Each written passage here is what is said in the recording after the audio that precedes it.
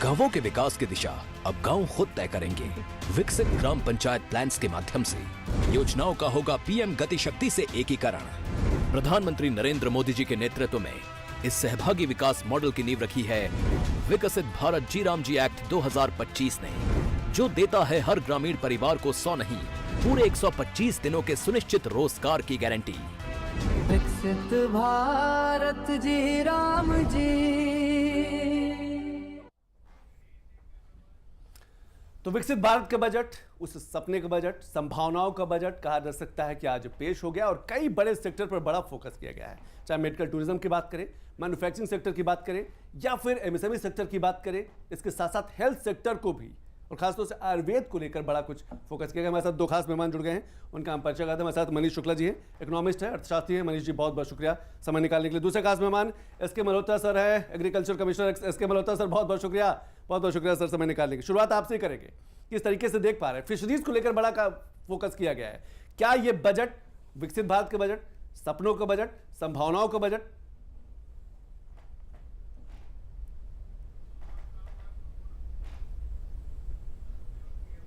Sir आपने mute कर रखा है। ये जो बजट है वो जो जितने भी कृषि के हितधारक हैं उन सब के लिए बहुत उपयोगी है। अभी आप देखेंगे कि इसमें जो खास बात है वो खाद्य सुरक्षा भी आई है, ग्रामीण आजीविका की बात है वो उसको भी किया गया है। और ये एक तरह से देखें तो हम जो एलाइड सेक्टर है उसको साथ लेके चले हैं, इसीलिए जो है ये व्यापक अर्थव्यवस्था को जो है सहारा प्रदान करेगा। तो जैसे कि आप फिशरीज की भी बात कर रहे थे, तो फिशरी में भी जो है स्पेशल उसमें फोकस रखा गया है, क्योंकि जो इसमें अभी जो 500 का जो प्रावधान रखा गया है कि अलग से जलाशय जो होंगे वहां पर जो है मत्स्य पालन को जो है एक तरह से अमृत सरोवर मिलेगी, अमृत सरोवर के नाम से उसको कहा गया है। और अभी कृषि के क्षेत्र में जो बढ़ोतरी जो 7% की बताई गई है वो उसमें वो एलाइड सेक्टर को जब तक साथ लेके नहीं चलेंगे तो उससे ज्यादा और बढ़ोतरी नहीं हो पाई। इसलिए मछली पालन और जो हाई वैल्यू एग्रीकल्चर है इस सबको जो है साथ में लेकर के चलने की जरूरत है, चाहे वो एनिमल सेक्टर है, एनिमल साइंस सेक्टर है, उनको भी साथ में लेकर के चलने की जरूरत है। तो ये निश्चित रूप से मैं ये कहूंगा कि सरकार का ध्यान ये है कि हम लोग जो है एक तत्कालिक राहत ना दे करके कृषि में जो एक मैं ये कहूंगा कि जो प्रौद्योगिकी है उसको भी जो है साथ में लेकर के चले, जो इसमें एक तरह का रिफ्लेक्शन हमें जो सामने निकल करके तो कहा जा सकता है कि किसानों पर बड़ा भरोसा किया है, वो चाहे फिशरीज से जुड़े हो चाहे बाकी खेती से जुड़े हो, किसानों पर बड़ा भरोसा किया सरकार ने। बिल्कुल, किसानों पर जो है एकदम मैं ये कहूंगा कि केंद्र में रखा है, उसी केंद्र में रख करके किसान को केंद्र में रख करके जो है इस बजट को जो है बनाया गया है। और उसका सामने आपको देखने पर मिल रहा होगा कि जो अभी बजट के जो मैं उसके आंकड़े भी देख रहा था तो करीब करीब अब ये इसका जो बढ़ोतरी है वो पिछले साल के मुकाबले में बहुत ज्यादा है। जैसे पिछली बार तो कृषि के क्षेत्र में 1.5 लाख करोड़ का था, इस बार जो है 1.7 लाख करोड़ से ऊपर का जो है बजट वो सिर्फ कृषि और उसके एलाइड सेक्टर को मिला है। और उसमें जो है मुख्य चीज जो देखने को मिली है कि उसमें हाई वैल्यू एग्रीकल्चर की जो है वो बात कर रहे थे कि हाई वैल्यू एग्रीकल्चर को हम लोगों को प्रमोट करने की जरूरत है और किसानों की आमदनी से सीधा जुड़ा हुआ है। सीधी सी बात यही कहेंगे कि किसानों की आमदनी को हम कैसे बढ़ा सके, तो उसको जो है साथ में जोड़ करके जो है ये बजट देखा गया जिसमें आजीविका को भी मुख्य बिंदु बनाया कि ग्रामीण क्षेत्र में आजीविका कैसे। बिल्कुल आपने सही कहा इसके मल्होत्रा सर कि ग्रामीण क्षेत्र में आजीविका को कैसे बढ़ावा दिया जाए और शायद इसीलिए इस बार के बजट पर बड़ा फोकस किया गया है। हमारे साथ इकोनॉमिस्ट मनीष शुक्ला जी जुड़ गए हैं। मनीष जी, इस बार के बजट को अगर हम देखें तो आपके लिहाज से किस तरीके से देख पा रहे हैं, कौन से वो दो बड़े सेक्टर आपको लग रहे हैं जो आने वाले समय में एक बड़ा बदलाव लाएंगे? संभावनाएं भी होंगी, रोजगार भी होगा, व्यापार भी बढ़ेगा। बिल्कुल, आप ये देखिए ये फ्यूचरिस्टिक बजट है। इस बजट में भले ही आपको दूर से देखने में लगे कोई चौंकाने वाली चीजें नहीं है, तत्काल फायदा ना हो लेकिन भविष्य है। बिल्कुल, आप ये देखिए कि हर क्षेत्र और हर वर्ग के लिए इस बजट में प्रावधान किया गया है। जहां महिलाओं की बात है, आपको हर जिले में एक हॉस्टल मिलेगा बच्चों के लिए, लड़कियों के लिए जो आगे पढ़ेंगी। उसके बाद में एजुकेशन सेक्टर है, आपका हेल्थ सेक्टर है, डिफेंस सेक्टर है, किसानों के लिए है।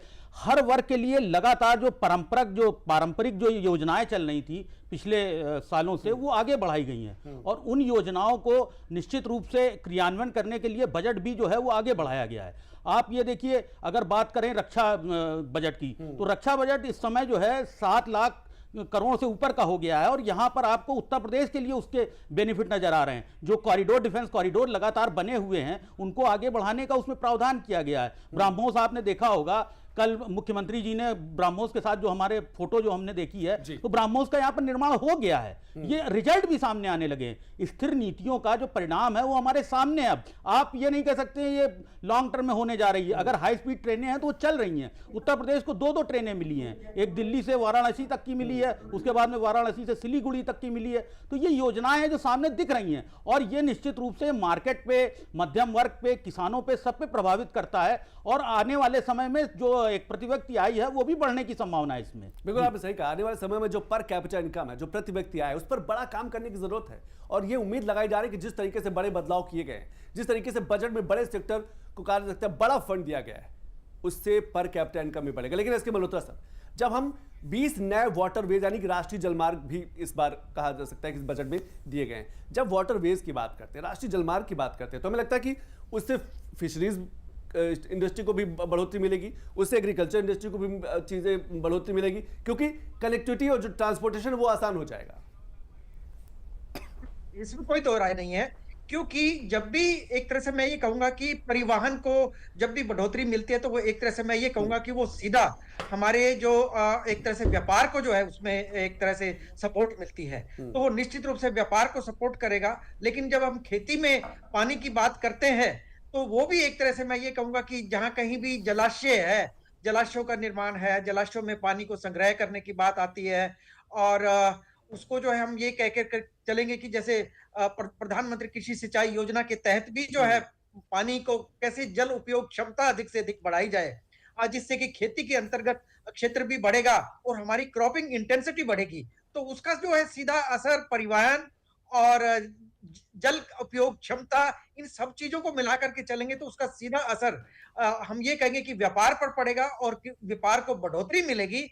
और एक तरह से मैं ये कहूंगा कि बहुत सारे ऐसे चीजें थी एलाइड सेक्टर्स को, जिसको मैं अक्सर बात कर रहा था कि वो मछली पालन की बात है, चाहे मैं ये कहूंगा कि जो कृषि में जो है खेती की बात है, तो वो कहीं ना कहीं भूजल का संरक्षण है, और कहीं ना कहीं मैं ये कहूंगा कि जल का परिवहन वाली जो एक तरह से वो दिशा एक मिलेगी, वो निश्चित रूप से एक काफी हेल्पफुल रहेगी। लेकिन एक चीज और आपसे समझना चाहूंगा, आजकल स्टार्टअप की खूब बात हो रही है, और खासतौर से एग्रीकल्चर सेक्टर में तो स्टार्टअप ने बड़ी भूमिका अदा की। हालांकि शुरुआत हुई है, स्टार्टअप 2 लाख से ज्यादा पूरे देश भर में स्टार्टअप है। एग्रीकल्चर सेक्टर में स्टार्टअप को लेकर क्या आप संभावनाएं देख पा रहे हैं? क्या ये और तेजी से आगे बढ़ेगा? और इससे क्योंकि सीधे तौर पर युवा जुड़ा है, युवा का भविष्य, युवा का रोजगार, युवा का कहा जा सकता है कि सपने जुड़े हुए हैं।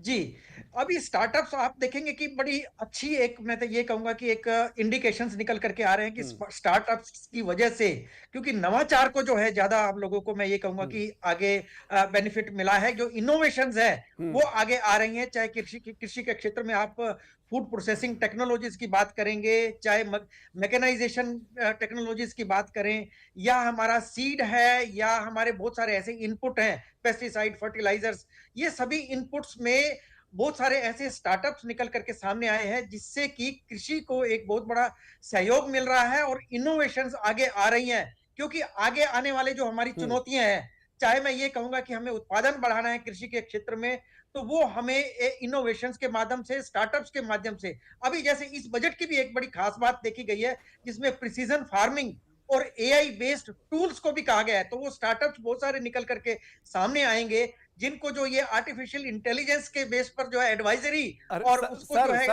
आज जब केंद्रीय वित्त मंत्री बजट पेश करी, तो उन्होंने शुरुआत ही की कि 2047 में भारत जो है वो ग्लोबल लीडर बनेगा। क्या आपको लगता है कि कई ऐसे बड़े सेक्टर हैं जो वाकई ग्लोबल लीडर की तरफ भारत को ले जाएंगे? उसमें हमें लगता है एग्रीकल्चर की बड़ी भूमिका है, स्टार्टअप की बड़ी भूमिका है, एमएसएमई की बड़ी भूमिका है। ठीक है, आपने जैसे कृषि के क्षेत्र की बात करेंगे, तो कृषि में 2047 तक ये विजन रखा गया है कि हम ग्लोबल पावर बन के निकलेंगे फूड सिस्टम में। तो फूड सिस्टम में आज हम गेहूं और चावल का जो है एक तरह से दूसरे देशों को भी भेज रहे हैं। इसी तरह से और भी बहुत सारी फसलें हैं जिनमें हम लोगों को उत्पादन बढ़ाने की आवश्यकता है, और साथ में मैं ये कहूंगा कि हमारी अपनी कैपेसिटी भी बढ़ाने की जरूरत है। चाहे अब आज के इस बजट की अगर उससे जोड़ते हुए मैं बात कहूं, तो बहुत सारी ऐसी हाई वैल्यू क्रॉप्स हैं जिनमें आप ये देखोगे कि जैसे कैशू है, काजू, हमें कुछ उत्पादन हम लोग करते भी हैं, लेकिन कुछ उत्पादन हमें बाहर से भी मंगाना पड़ता है। करीब करीब 7.95 लाख टन हम खुद पैदा करते हैं। 11.2 लाख टन जो है रॉ कैश्यू बाहर से मंगा करके फिर हम एक्सपोर्ट करते हैं। तो उसमें हम अपनी कैपेसिटी बढ़ाएंगे। एलमंड है, जैसे हम बात करेंगे तो चाहे इसकी अखरोट और बादाम की बात कर रहे हैं, दोनों ये नट्स की बात कर रहे हैं, तो नट्स को भी हम अपनी कैपेसिटी भी बढ़ाएं। बिल्कुल आपने सही कहा इसके मल्होत्रा सर कि जो कैपेसिटी, जो क्षमता है उसको बढ़ाने की जरूरत है, और शायद इसीलिए सरकार इकोसिस्टम पर बड़ा काम कर रही है, चाहे वो एग्रीकल्चर से जुड़ा इकोसिस्टम हो, चाहे कहा जा सकता है स्टार्टअप या फिर एमएसएमई यूनिट्स की बात करें। जो भी व्यापारी है, जो भी बिजनेसमैन है, जो भी कहा जा सकता है एंटरप्रेन्योर है, उसको एक ही जगह सब कुछ मिल जाए। कुछ और आंकड़े देख लेते हैं। बजट 2026 के 3 कर्तव्य की बात करें। दुनिया में अस्थिरता के बीच मजबूत विकास। अस्थिरता का मतलब टैरिफ का बड़ा प्रेशर, अमेरिकी राष्ट्रपति ट्रंप के बड़े बयान, रशिया और यूक्रेन का वॉर चल रहा है, जिस तरीके से दुनिया में उथल पुथल है, राजनीतिक अस्थिरता है, जियोपॉलिटिक्स धीरे धीरे बदल रही है, उसके बीच कहा जा सकता है कि ये मजबूत विकास है। भारत का जो ग्रोथ रेट है वो 7%, 6.5%। लोगों की उम्मीदों को पूरा कर उनका विकास। उम्मीदों की जब बात करते हैं तो स्टार्टअप, एमएसएमई, सेमीकंडक्टर, चिप जैसे ऐसे कई ऐसे सेक्टर हैं जहां पर यूथ तेजी से आगे बढ़ा। एआई सेक्टर, फरवरी में एआई की बड़ी बैठक होनी है। आप सोचिए, एआई से आज का यूथ तेजी से जुड़ रहा है।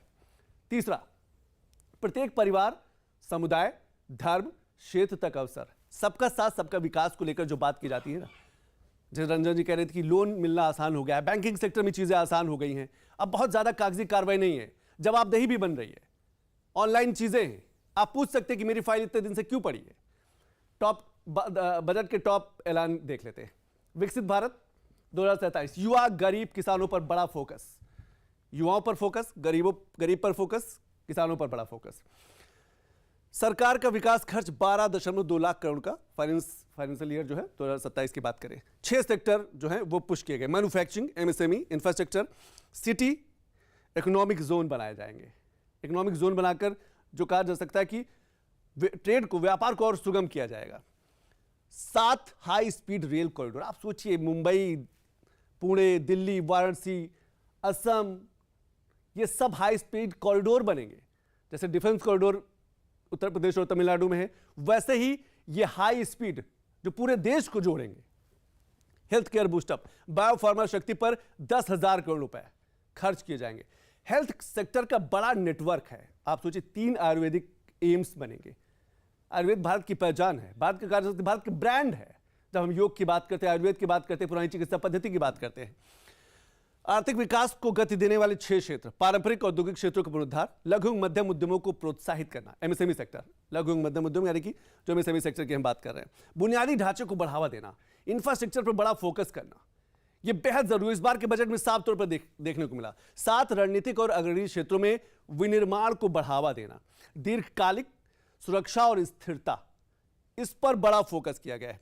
और कहा जा सकता है शहरी आर्थिक क्षेत्रों का विकास करना, इकोनॉमिक जोन बनाना, पारंपरिक औद्योगिक क्षेत्रों का पुनरुद्धार करना। ऐसा ना हो कि जो ग्रामीण क्षेत्रों में जो उद्योग हैं, जो एमएसएमई सेक्टर है, वो पीछे नहीं रहेगा, उसको भी कहा जा सकता है कि आगे बढ़ाया जाएगा। बुनियादी ढांचे पर बड़ा फोकस किया गया है, और शायद इसीलिए कनेक्टिविटी की बात करें, मेडिकल टूरिज्म की बात करें, या फिर हाई स्पीड कॉरिडोर की बात करें, विकसित भारत का पूरा आप एक तस्वीर देख सकते हैं इस बार के बजट में।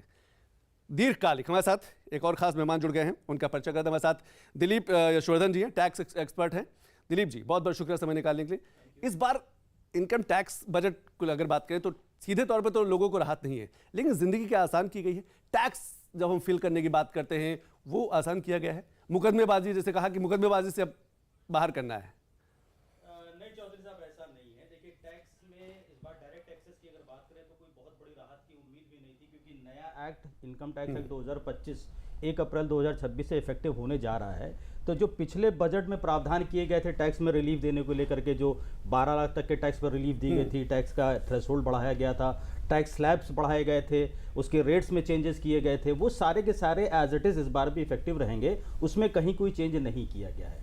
लेकिन कुछ चीज़ों में प्रोसीजरल चेंज किया गया है, जिससे टैक्स पेयर को डायरेक्ट तो फ़ायदा नहीं मिलेगा, बट इनडायरेक्टली वो फ़ायदेमंद ज़रूर है। सबके लिए नहीं है, बट किसी ना किसी के लिए ज़रूर है। जैसे जो TDS है, TCS है, इनकी लिमिट्स घटा दी गई हैं। प्रोसीजरल एस्पेक्ट्स पर अगर बात करें तो जो रिटर्न फाइलिंग का एक हैसल रहता था 31 जुलाई तक हर किसी के लिए जो नॉन ऑडिटेड थे, वो सैलरीड हो, बिजनेसमैन हो, सबके लिए एक ही डेडलाइन हुआ करती थी। उसमें टैक्स पेयर को भी परेशानी होती थी, प्रोफेशनल्स को भी परेशानी होती थी। उसमें बड़ी रिलीफ दी है, 2 डेडलाइंस कर दी गई हैं, 31 जुलाई और 31 अगस्त कर दिया गया है। जो बिलेटेड रिटर्न्स होते थे उसको 31 दिसंबर से बढ़ा के 31 मार्च तक कर दिया गया है। फॉरेन में जो हम पैसा रेमिटेंस करते थे अपने बच्चों को पढ़ाने के लिए, उस पर टीडीएस की लिमिट, टीसीएस की लिमिट घटा दी गई है। एक मैन पावर सप्लाई को लेकर के बड़ा कंट्रोवर्सी रहती थी, इसमें बहुत सारे लिटिगेशंस इनकम टैक्स डिपार्टमेंट के साथ होते थे, उस लिटिगेशन को इन्होंने खत्म कर दिया है। मिस रिपोर्टिंग और अंडर रिपोर्टिंग 2 कॉन्सेप्ट हुआ करते थे, एक में इम्यूनिटी थी, एक में इम्यूनिटी नहीं थी, दूसरे में भी इम्यूनिटी दे दी गई है। बहुत सारी चीज़ों को डीक्रिमिनलाइज कर दिया गया है, बहुत सारी पेनल्टीज को फीस में कन्वर्ट कर दिया गया है। तो इनडायरेक्टली मासेस को फायदा नहीं मिलेगा, लेकिन जिनके केसेस में लिटिगेशन जा रहा है उनको जरूर फायदा मिलेगा। और एक जाओ और फाओ मतलब ज्यूरिडिक्शनल असेसिंग अथॉरिटी और फेसलेस असेसिंग अथॉरिटी, वो 1/4/2021 से एक नया कॉन्सेप्ट आया था फेसलेस असेसमेंट को लेकर के, उस पर एक कंट्रोवर्सी बहुत तगड़ी पूरे देश में चल रही थी, पैन इंडिया बहुत सारे लिटिगेशंस थे, बहुत सारे हाई कोर्ट्स ने डिपार्टमेंट यानी कि सरकार के अगेंस्ट में डिसीजन दिए। सरकार ने एसएलपी फाइल करी, सुप्रीम कोर्ट ने डिक्लाइन किया और थाउजेंड्स प्लस केसेस अभी भी सुप्रीम कोर्ट में पेंडिंग है, वो अब सेटल हो जाएंगे। जी, क्या कहा जा सकता है कि टैक्स भरने को लेकर चीजें सरल हुई हैं, सुगम हुई, आसान हुई हैं? नहीं, टैक्स देखिए उस तरह का कोई सिंप्लीफिकेशन नहीं है। ऑल्दो जो नया एक्ट लागू होने जा रहा है उससे रिलेटेड रूल्स और फॉर्म्स अभी नोटिफाई होने बाकी हैं। उसमें कितना सरलीकरण किया जाएगा ये आने वाला समय बताएगा। बट यस, सरकार का जो इंटेंशन है कि उसको इतना सरल कर दिया जाए, जब इनकम टैक्स नया बनाया गया था तो उसका एक डेडलाइन मतलब एक टैगलाइन दी गई थी कि इतना सिंप्लीफाई होना चाहिए कि हर ग्रेजुएट को भी वो बात समझ में आ जाए। तो मुझे लगता है कि सरकार उस पर काम कर रही है। बहुत सारी ऐसी चीजें थी जिनको 61 से कंटिन्यू किया जा रहा था, जो ऑब्सोलीट हो चुकी थी, बट एक्ट में हर बार रिपीट होती थी, वो जब पढ़ने बैठते थे तो कंफ्यूजन क्रिएट करता था। तो नए एक्ट में वो कंफ्यूजन दूर कर दिया गया, तो बहुत सारा सिंप्लीफिकेशन किया गया है, चीजें आसान की गई हैं, की गई बिल्कुल। और शायद इसीलिए विकसित भारत की तरफ बढ़ती हुई चीजें हैं, क्योंकि सिंगल विंडो सिस्टम की बात करते हैं, तकनीक की बात करते हैं, जिंदगी जितनी आसान होती जाएगी उतनी चीज कहा जा सकता है कि जीडीपी भी ग्रोथ, अर्थव्यवस्था में भी बढ़ोतरी, लाइफ स्टाइल में भी बड़ा बदलाव नजर आएगा। अभी वक्त हो छोटे से ब्रेक के बाद जब वापस आएंगे तो मनीष जी मैं आपके पास आऊंगा। रेयर अर्थ मेटल्स को लेकर भी 3 राज्यों में कॉरिडोर बनेंगे। सोचिए, defence corridor, rare earth metals के लिए कॉरिडोर, हाई स्पीड कॉरिडोर, ये बदलता हुआ भारत। ब्रेक के बाद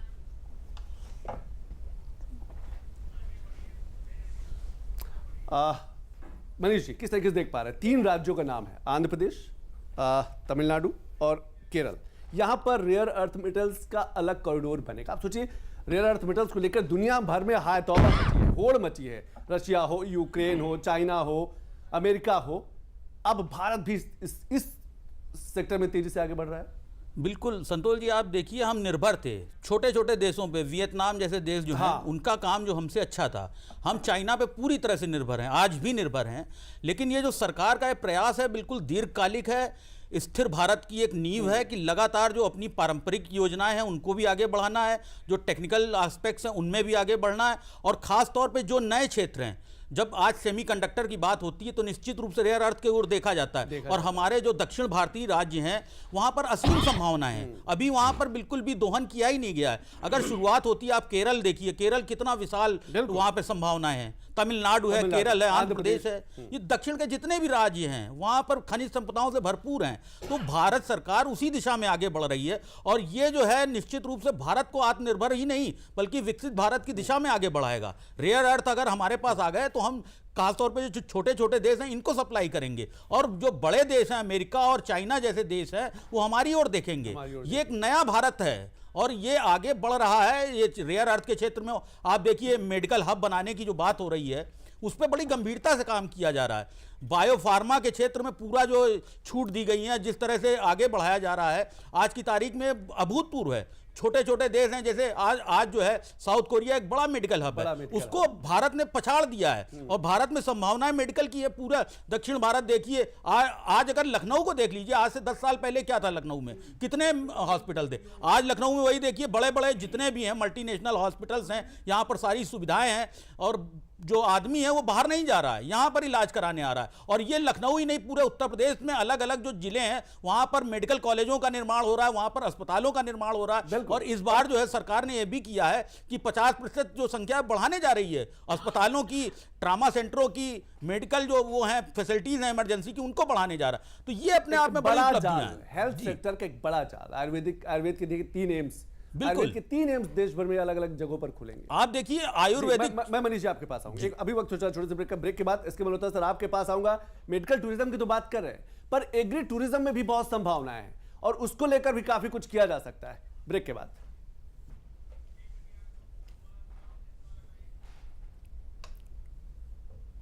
गांवों के विकास की दिशा अब गांव खुद तय करेंगे। विकसित ग्राम पंचायत प्लान्स के माध्यम से योजनाओं का होगा पीएम गति शक्ति से एकीकरण। प्रधानमंत्री नरेंद्र मोदी जी के नेतृत्व में इस सहभागी विकास मॉडल की नींव रखी है विकसित भारत जी राम जी एक्ट 2025 ने, जो देता है हर ग्रामीण परिवार को 100 नहीं पूरे 125 दिनों के सुनिश्चित रोजगार की गारंटी। विकसित भारत जी राम जी। तो केंद्रीय बजट 2026 ने साफ कर दिया कि भारत जो है आने वाले समय में 2047 में ग्लोबल लीडर, ग्लोबल पावर के रूप में उभर कर सामने आ रहा है। हमारे साथ उत्तर प्रदेश के मंत्री कपिल देव अग्रवाल जी जुड़ गए। कपिल देव जी बहुत बहुत शुक्रिया समय निकालने के लिए, बहुत बहुत शुक्रिया। पहला रिएक्शन, पहली प्रतिक्रिया, किस तरीके से देख पा रहे हैं इस बार के बजट को? क्या ये बजट भारत का सपना है और वो सपना जो 2047 में पूरा होगा?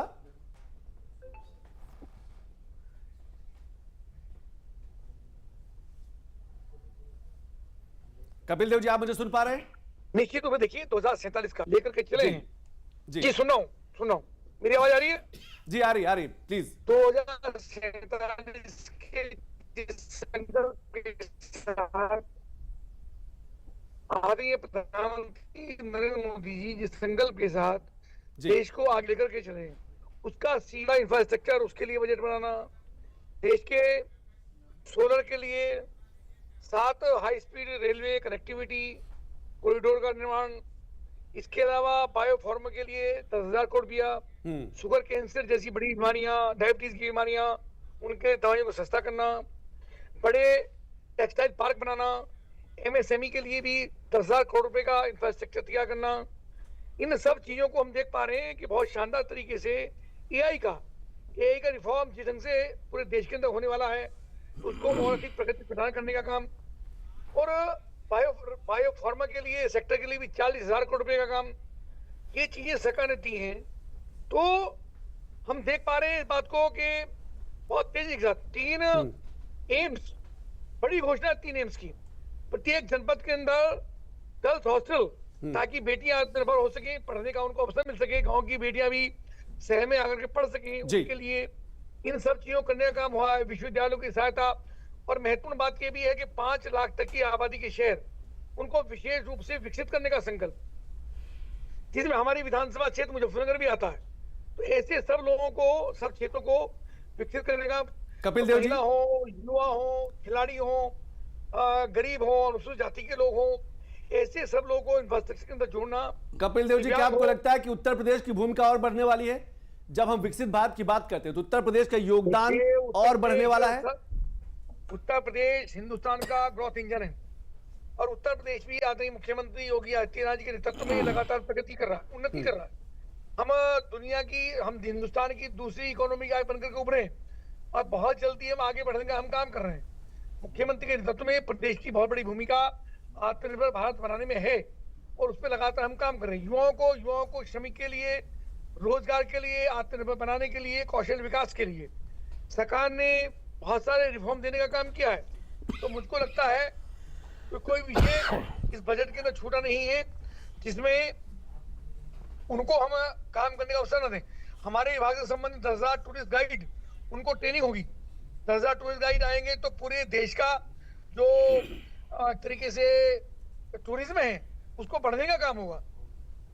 और ये योजना अत्यंत महत्वपूर्ण योजना इसलिए भी है तो गाइड भी होंगे, और उनमें ड्राइवर को भी हमने गाइड बनाने का सरकार के अंदर संकल्प लिया गया है कि ड्राइवर भी होंगे और गाइड भी होंगे, ताकि उनको डबल इनकम भी हो सके, और गाइड भी साथ साथ ड्राइवर भी ये काम कर सके कि अपने क्षेत्रों में जिस क्षेत्र में भ्रमण करते हैं, कराते हैं, अपने टेलर्स को लेके जाते हैं। कपिल देव जी, मैं आपको रोकना चाहूंगा, सीधे चलते हैं दिल्ली, जहां पर प्रधानमंत्री नरेंद्र मोदी बजट को लेकर, बजट के बाद कैसा रहा बजट, उसको लेकर क्या कुछ कह रहे हैं, सीधे दिल्ली चलते हैं। राजमार्ग है ये बजट, वर्तमान के सपनों को साकार करता है और भारत के उज्जवल भविष्य की नींव को सशक्त करता है। ये बजट 2047 के विकसित भारत की हमारी ऊंची उड़ान का मजबूत आधार है। साथियों, आज भारत जिस रिफॉर्म एक्सप्रेस पर सवार है, इस बजट से उसे नई ऊर्जा, नई गति मिलेगी। जो पाथ ब्रेकिंग रिफॉर्म्स किए गए हैं, वो एस्पिरेशन से भरे हुए भारत के साहसिक, टैलेंटेड युवाओं को उड़ने के लिए खुला आसमान देते हैं।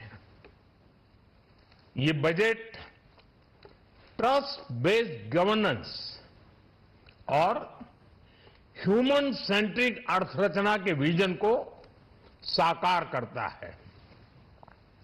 एक ऐसा यूनिक बजट है जिसमें फिस्कल डेफिसिट कम करने, इन्फ्लेशन कंट्रोल करने पर फोकस है और इसके साथ ही बजट में हाई कैपेक्स और हाई ग्रोथ का भी समन्वय है।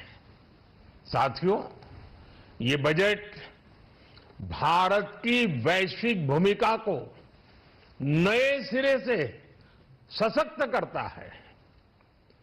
भारत के 140 करोड़ नागरिक फास्टेस्ट ग्रोइंग इकोनॉमी बनकर ही संतुष्ट नहीं है।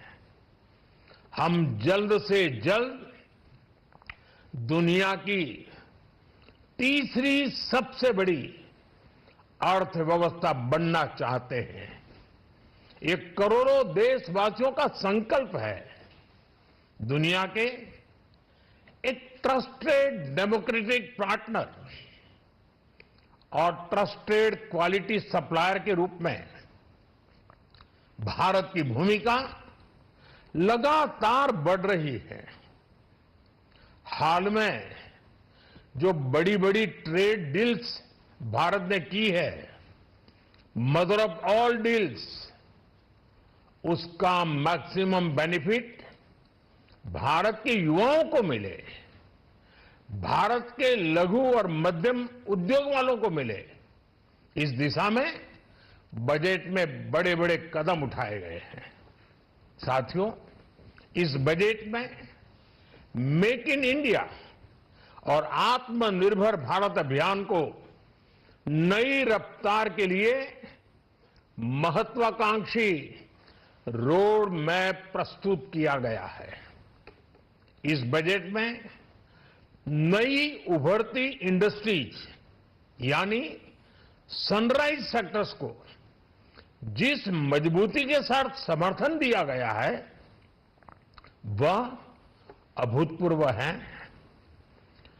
Biopharma Shakti mission, semiconductor mission 2.0, electronic component manufacturing scheme, rare earth corridor का निर्माण, क्रिटिकल मिनरल्स पर बल, टेक्सटाइल सेक्टर में नई स्कीम, हाईटेक टूल मैन्युफैक्चरिंग को बढ़ावा, चैंपियन एमएसएमईज तैयार करना, ये फ्यूचरिस्टिक है, देश की वर्तमान और भविष्य की आवश्यकताओं का ध्यान रखती है। एमएसएमईज को, हमारे लघु और कुटीर उद्योगों को जो समर्थन इस बजट में मिला है, वह उन्हें लोकल से ग्लोबल बनने की नई ताकत देगा। साथियों, बजट में इंफ्रास्ट्रक्चर को मजबूत करने के लिए कई बड़े कदम उठाए गए हैं। डेडिकेटेड फ्रेट कॉरिडोर, देश भर में वाटरवेज का विस्तार, high speed rail corridor, tier 2 और टियर 3 शहरों के विकास पर विशेष ध्यान और शहरों को मजबूत आर्थिक आधार देने के लिए म्युनिसिपल बॉन्ड्स को बढ़ावा। ये सारे कदम विकसित भारत की यात्रा की गति को और तेज करेंगे। साथियों, किसी भी देश की सबसे बड़ी पूंजी उसके नागरिक होते हैं। बीते वर्षों में हमारी सरकार ने देश के नागरिकों के सामर्थ्य को बढ़ाने पर अभूतपूर्व निवेश किया है। हमारा प्रयास स्किल, स्केल और सस्टेनेबिलिटी को निरंतर बल देने का रहा है। जैसा कि आज पार्लियामेंट में निर्मला जी ने कहा है, यह युवा शक्ति बजट है। उसमें युवा की सोच भी है, युवा के सपने भी हैं, युवा का संकल्प भी है और साथ साथ युवा की गति भी है। बजट में जो प्रावधान किए गए हैं उससे अलग अलग सेक्टर्स में लीडर्स, इनोवेटर्स और क्रिएटर्स तैयार होंगे। मेडिकल हब्स के निर्माण से, एलाइड हेल्थ प्रोफेशनल्स के माध्यम से, ऑरेंज इकोनॉमी यानी ऑडियो विजुअल गेमिंग को बढ़ावा देकर, पर्यटन को प्रोत्साहन देकर और खेलो इंडिया मिशन के माध्यम से युवाओं के लिए नए अवसरों के द्वार खुलेंगे।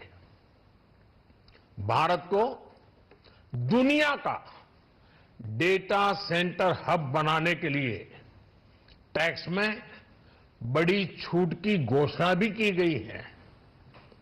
मैं भारत के युवाओं को विशेष तौर पर इस बजट की बहुत बहुत बधाई देता हूं, क्योंकि इससे एम्प्लॉयमेंट जनरेशन को बड़ा बूस्ट मिलेगा।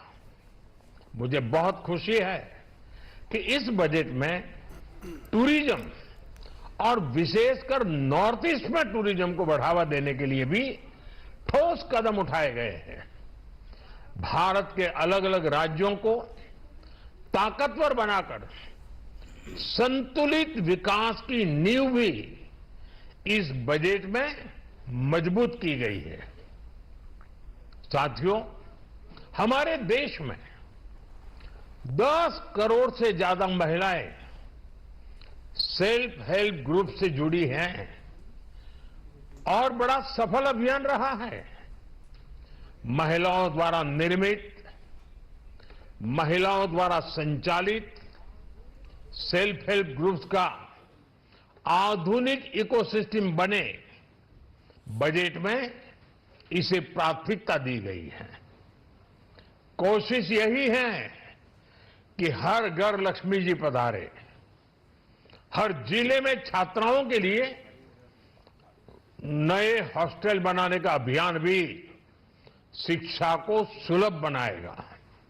साथियों, भारत की कृषि, डेयरी सेक्टर, फिशरीज, इन्हें हमारी सरकार ने हमेशा सर्वोच्च प्राथमिकता दी है।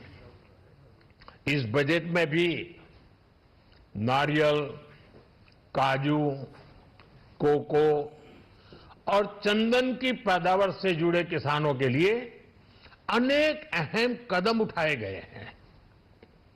भारत विस्तार एआई, इस टूल से किसानों को उनकी भाषा में जानकारी मिलने से उन्हें बहुत मदद मिलेगी। फिशरीज और पशुपालन में उद्यमिता, उसको बढ़ावा देने से गांव में ही रोजगार और स्वरोजगार के और ज्यादा अवसर बनेंगे। साथियों, ये बजट एम्बिशियस भी है और ये बजट देश की एस्पिरेशन को भी एड्रेस करता है।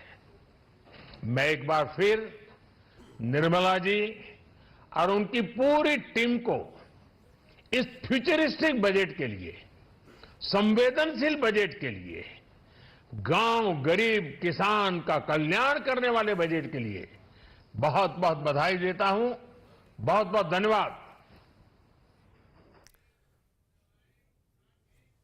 तो बजट के बाद पीएम मोदी का बड़ा संबोधन, उन्होंने कहा कि जो ये बजट है वो कहा जा सकता है रिफॉर्म के एक्सप्रेसवे पे सवार होकर तेजी से आगे बढ़ रहा है। महंगाई दर में कमी आई है, जो विकास दर है भारत की वो लगातार तेजी से आगे बढ़ रही है और ये बजट जो है हिंदुस्तान को तीसरी बड़ी आर्थिक शक्ति की तरफ ले जाने वाला बजट, और शायद इसीलिए कहा जा सकता है कि बड़े बदलावों का बड़ी बातें कर लेते हैं।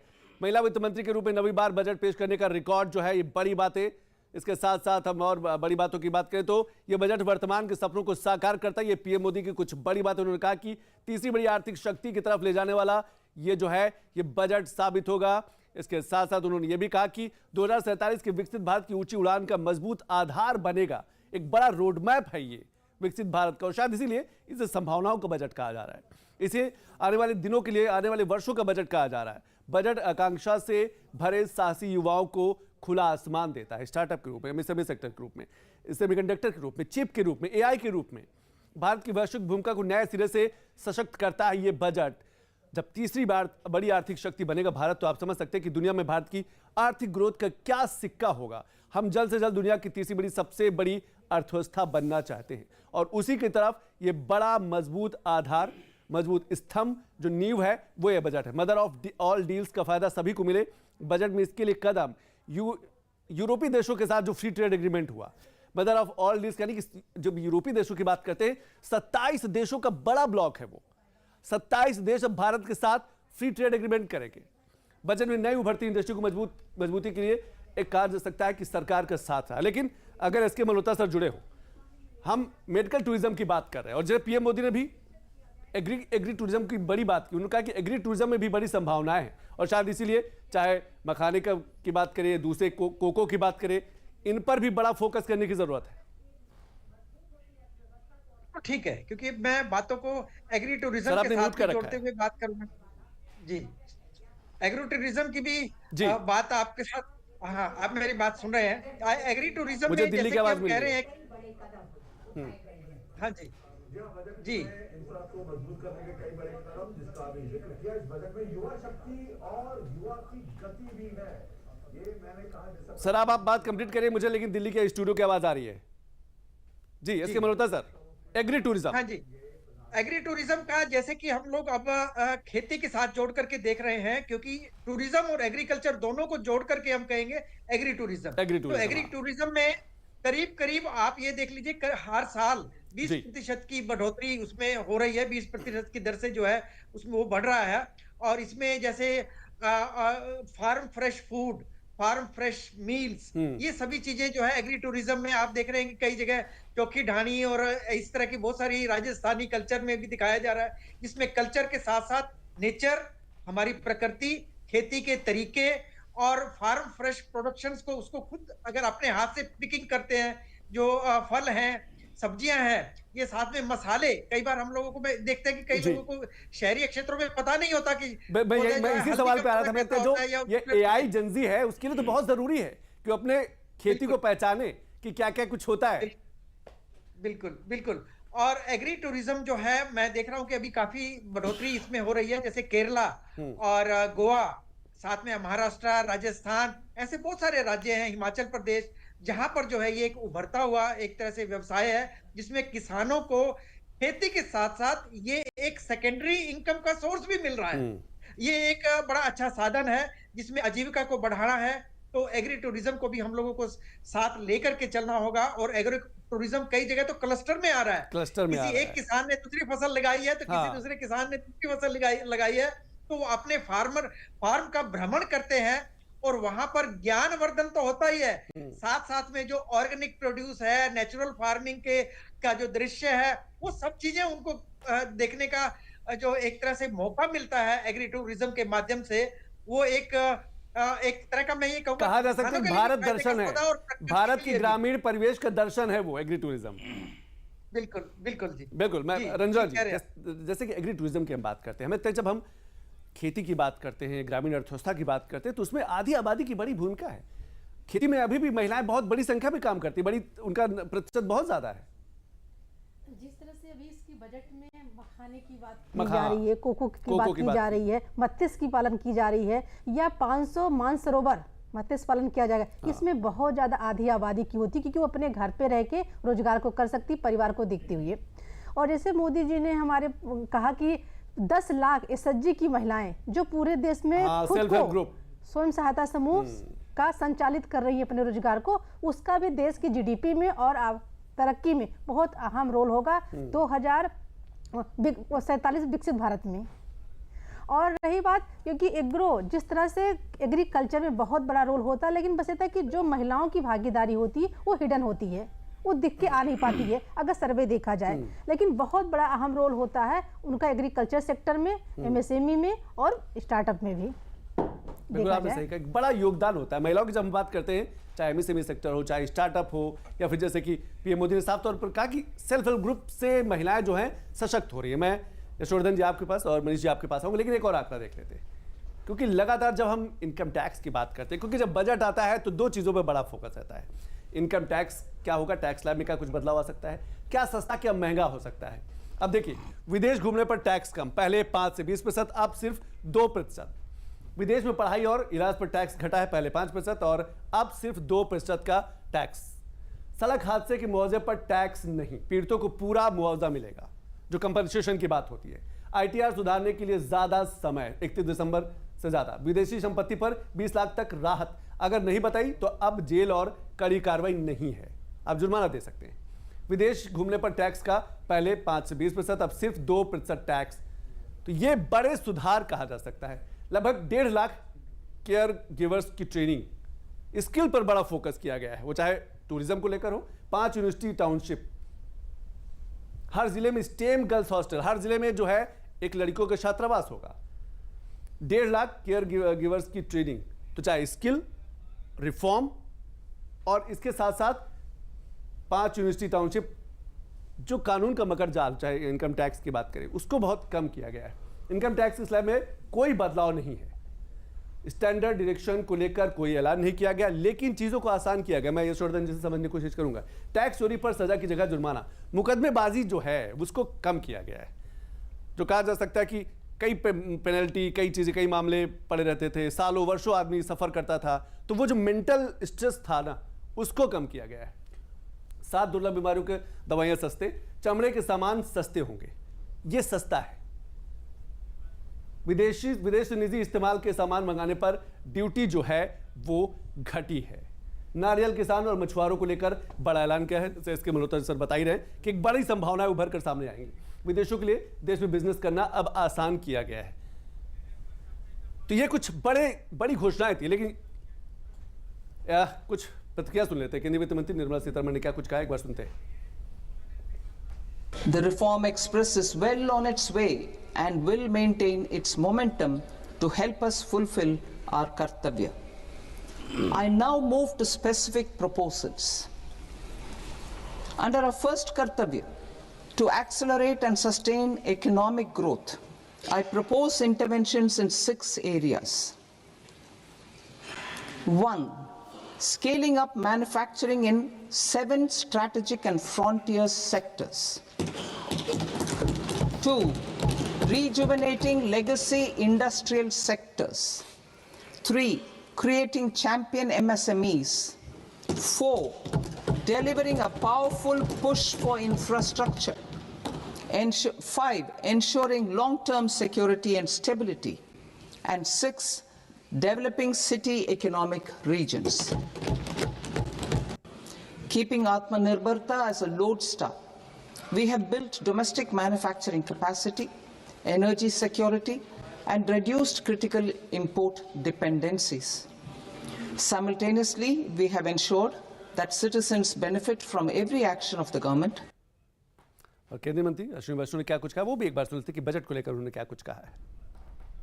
विकसित भारत के लिए मजबूत नींव बनाने का जो काम किया है, इसके लिए मैं धन्यवाद देना चाहूँगा। आज के बजट में मैन्युफैक्चरिंग पे बहुत बड़ा फोकस दिया गया है। इलेक्ट्रॉनिक्स मैन्युफैक्चरिंग हो, सेमीकंडक्टर मैन्युफैक्चरिंग हो, और आईटी सर्विसेज के लिए बहुत एक सिग्निफिकेंट सिंप्लीफिकेशन किया गया है, सेफ हार्बर और फास्ट ट्रैक एपीए के प्रोविजंस लाके। आने वाले समय में डेटा सेंटर्स बहुत बड़ी एक ताकत बनेंगे देश की, जिससे कि दुनिया भर को नई सर्विसेज और भारत के लिए नए एम्प्लॉयमेंट और एंटरप्रेन्योरशिप के नए रास्ते खुलेंगे। तो डेटा सेंटर्स पे जो टैक्स हॉलीडे दिया, इसके लिए मैं माननीय प्रधानमंत्री जी को और माननीय वित्त मंत्री जी को धन्यवाद देना चाहूँगा। साथ ही साथ ऑरेंज इकोनॉमी जो हमारी क्रिएटर्स इकोनॉमी है, इसमें 20 लाख एम्प्लॉयमेंट नए बनाने के लिए क्रिएटर्स इकोनॉमी में आईआईसीटी मुंबई के साथ मिलकर 15,000 स्कूल और 500 कॉलेजेस में क्रिएटर्स लैब बनाने के लिए बजट में प्रोविजन किया गया है। तो ऑरेंज इकोनॉमी को लेकर बड़ा फोकस किया गया है। जो कंटेंट क्रिएटर हैं, जो कहा जा सकता है कि गांव में उनके पास कंटेंट है, स्किल है, पर शायद उतना बड़ा प्लेटफॉर्म ले। लेकिन यशोवर्धन जी, सवाल आप इनकम टैक्स वाले थे, मुकदमेबाजी से राहत, जो आदमी डरता था कि इनकम टैक्स में कहीं कुछ गलती ना हो जाए, कहीं कुछ मुकदमे में न फंस जाए, उनको आसान किया गया है। चौधरी साहब, उस एक्सटेंट तक नहीं। देखिए, मैं 2-3 चीज़ों पे क्लैरिफिकेशन दे दूं। अभी जैसे आप कह रहे थे कि फॉरेन घूमने पर और फॉरेन एजुकेशन पर टैक्स लाइबिलिटी कम करी गई है, तो ये टैक्स लाइबिलिटी नहीं कम करी गई है, ये टैक्स कलेक्शन का रेट कम किया गया। ये टैक्स कलेक्शन हमारी टैक्स लाइबिलिटी नहीं होती है। ये टैक्स कलेक्शन या टैक्स डिडक्शन एट सोर्स सिर्फ इसलिए होता है कि ट्रांजेक्शन्स को ट्रैक किया जाए। पहले यहाँ से पैसा विदेशों में जा रहा था, इसका भारत सरकार के पास कोई ट्रैक नहीं था। लेकिन जब से टैक्स कलेक्शन का प्रावधान लाया गया, तब से हमें ये पता है कि एजुकेशन के पर्पस से, टूरिज्म के पर्पस से, अदरवाइज कितना पैसा भारत से निकल करके भारत के बाहर देशों में जा रहा है। तो ये उसको ट्रैक करने के लिए था, और उस पर जो टीसीएस का रेट था वो घटाया गया है। इससे टैक्स लायबिलिटी पर कोई फर्क न पहले था और न घटने के बाद होगा।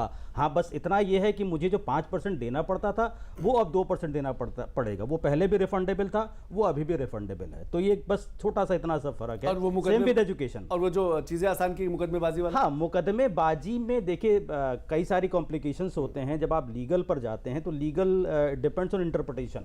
एक छोटी सी राहत यह है कि कहीं पर डीक्रिमिनलाइजेशन किया गया है, पेनाल्टीज को फीस में कन्वर्ट किया गया, और इस फीस को कन्वर्ट करने का बहुत सारा इफेक्ट है कि जो इनकम टैक्स से प्रावधान होते हैं उसमें अगर पेनाल्टी है तो पेनाल्टी बिजनेसमैन का खर्चा काउंट नहीं होती है। लेकिन अगर वो फीस दे रहा है तो फीस खर्चे में काउंट होगी। तो इधर उसने फीस दी, उधर उसका खर्चा कम हुआ, तो इनडायरेक्टली उसका टैक्स जो टैक्स भार था वो कहीं ना कहीं थोड़ा सा कम हो गया। देखिए, इनकम टैक्स जो है वो इनकम बेस्ड टैक्स है, और जो जीएसटी है वो कंजम्पशन बेस्ड टैक्स है।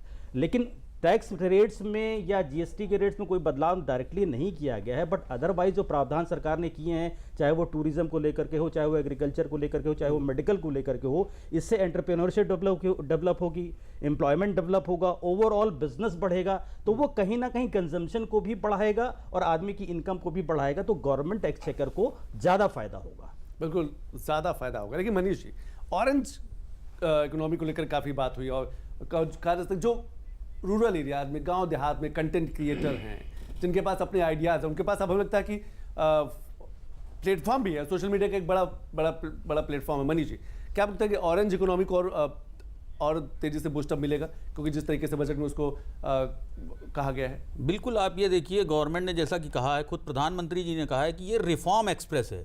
जो चीज़ें अभी तक चली आ रही थी, ढर्रे पर चली आ रही थी, उनको एक प्लेटफॉर्म दिया गया है, उनको सिस्टमाइज किया गया है। अब आप देखिए, रील बना के लोग कहां से कहां तक पहुंच गए। एक जो मूंगफली बेचने वाला, वो भी वायरल होके दुनिया में फेमस हो गया। लेकिन उनकी जो प्रतिभा थी वो एक रील तक सीमित हो गई। अगर आप में टैलेंट है, आप ग्राम क्षेत्र के हों, शहरों के हों, कहीं भी हों, आपको बिल्कुल वेल एजुकेट किया जाएगा। उसके लिए मुंबई में बाकायदे एजुकेशन का एक बड़ा हब बनाया जा रहा है। आप देखिए कि जितने टूरिज्म जो गाइड थे, जो इधर उधर मतलब कर रहे थे उनको बाकायदे IIM ट्रेनिंग देगा। ये अपने आप में बड़ी बात है कि देश का सर्वश्रेष्ठ संस्थान जो है उससे आप छोटा छोटा गाइड भी ट्रेनिंग ले सकता है। और टूरिज्म इतना बड़ा क्षेत्र है, आप देखिए पूरा जो है केंद्र सरकार का ध्यान जो है, चाहे वो धार्मिक टूरिज्म हो, चाहे मेडिकल टूरिज्म हो, हर प्रकार के टूरिज्म पर ध्यान है। और इसीलिए पूर्वोत्तर को पूरा एक हब बनाया जा रहा है। भगवान बुद्ध का आप देखिए कितना बड़ा सर्किट है, वो यहां से शुरू होता है वाराणसी से और पूरा साउथ कोरिया तक जाता है। तो असीम संभावना है जिनको बाकायदे सिस्टमाइज किया जा रहा है,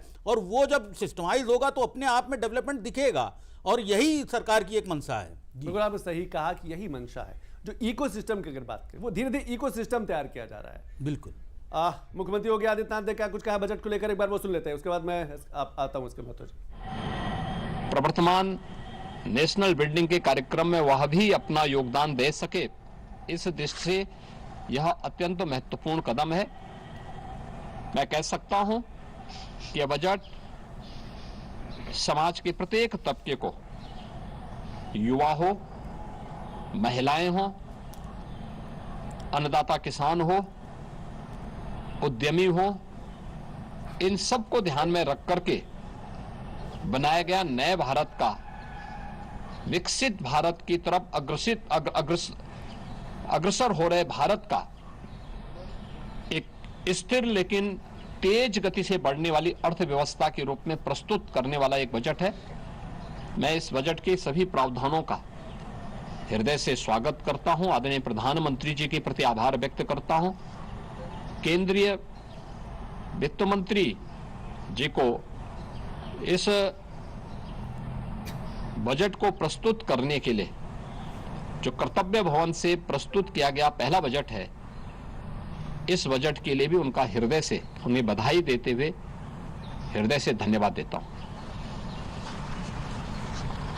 तो मुख्यमंत्री योगी आदित्यनाथ ने सुना कि किस तरीके से उन्होंने कहा कि बजट जो है वो कहा जा सकता है कि आने वाले समय में एक बड़ी संभावनाओं वाला बजट। लेकिन एसके मल्होत्रा जी, युवा शक्ति बजट नाम दिया गया कि ये जो बजट है युवा शक्ति बजट है। क्या आपको लगता है युवाओं की बड़ी भूमिका होने वाली स्टार्टअप, MSME, एग्रीकल्चर सेक्टर में युवा जो है, एक समय था कि युवाओं का जो मन है वो एग्रीकल्चर सेक्टर से अलग हो रहा था, लेकिन अब हमें लगता है एग्रीकल्चर सेक्टर में बड़ी संभावना है। बिल्कुल ठीक है, क्योंकि अभी क्या है कि युवाओं को हमें जो है एक तरह से रोजगार के साथ जोड़ने की जरूरत है, और इसीलिए ये जो बजट बना है और उसमें ये स्टार्टअप्स और इन सब चीजों को भी प्रमोट किया जा रहा है। और जब मैं विशेष तौर से कृषि के क्षेत्र की बात करूं, क्योंकि मैं उसी क्षेत्र से आता हूं, तो उसमें बहुत सारे ऐसे विषय हैं जहां हम लोग ये कहते हैं कि स्टार्टअप्स जो है अपना एक बहुत अच्छा रोल प्ले कर रहे हैं, चाहे वो आर्टिफिशियल इंटेलिजेंस सिस्टम है, पोस्ट हार्वेस्ट मैनेजमेंट है, या हम supply chain, value chain management है। सब जगह मैं ये कहूंगा कि हमें युवा शक्तियों की जरूरत है, और एंटरप्रेन्योरशिप, उद्यमिता कैसे लाएंगे, तो ये एक बड़ा अच्छा रोल प्ले करने वाली है। चाहे हम मशीनरी की बात करते हैं, बहुत सारी ऐसी मशीनरी है अभी कृषि में, उनको लाने की जरूरत है। तो उस मशीनरी का जो एक तरह से इनोवेशंस हुई हैं वो किसानों तक कैसे पहुंचे, नए नए आधान, चाहे वो बीज हैं, चाहे मैं ये कहूंगा कि जो भी उर्वरक है, नए नए ऐसी बहुत सारे ऐसे आए हैं, बायो स्टिमुलेंट्स आए हैं, और नए बायो फर्टिलाइजर्स जो है नवयुवक अपने रोजगार को अपना करके उसका उत्पादन कर रहे हैं, और कई जगह उत्पादन को ला करके व्यापार कमर्शियलाइज करने की बहुत जरूरत है।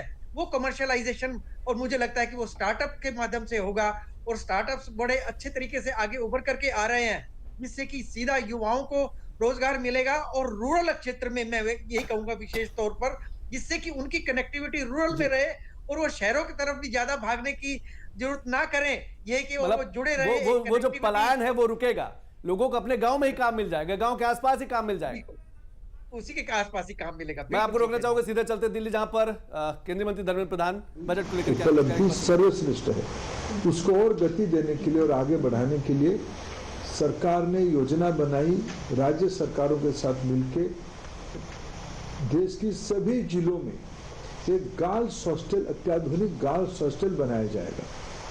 मैं मानता हूं बहुत दिनों के बाद बच्चियों की, लड़कियों की शिक्षा को एक छलांग देने के लिए, एक फ्लिप देने के लिए सरकार ने एक बहुत ही महत्वाकांक्षी योजना को विकसित भारत के रास्ते में महिला की सशक्तिकरण, महिला की शिक्षा, बजट में अन्य विभागों में वुमेन डेवलपमेंट के लिए बहुत प्रायोरिटी दिया गया है। उसको जोड़ते हुए शिक्षा में इस हॉस्टल जिले देश की सभी जिलों में एक एक हॉस्टल बहुत कारगर साबित होगी। ऐसे ही एक महत्वपूर्ण कदम विकसित भारत के लक्ष्य को पूरा करने के लिए राज्यों सरकारों के साथ मिलकर राज्य सरकारों की एक चैलेंज रूप में राज्य सरकारों को उसमें से प्रतियोगिता करना पड़ेगा, शर्तों को पूरा करना पड़ेगा। 5 यूनिवर्सिटी टाउनशिप बनाए जाएंगे, यानी इसमें से अनेकों यूनिवर्सिटी आएंगे।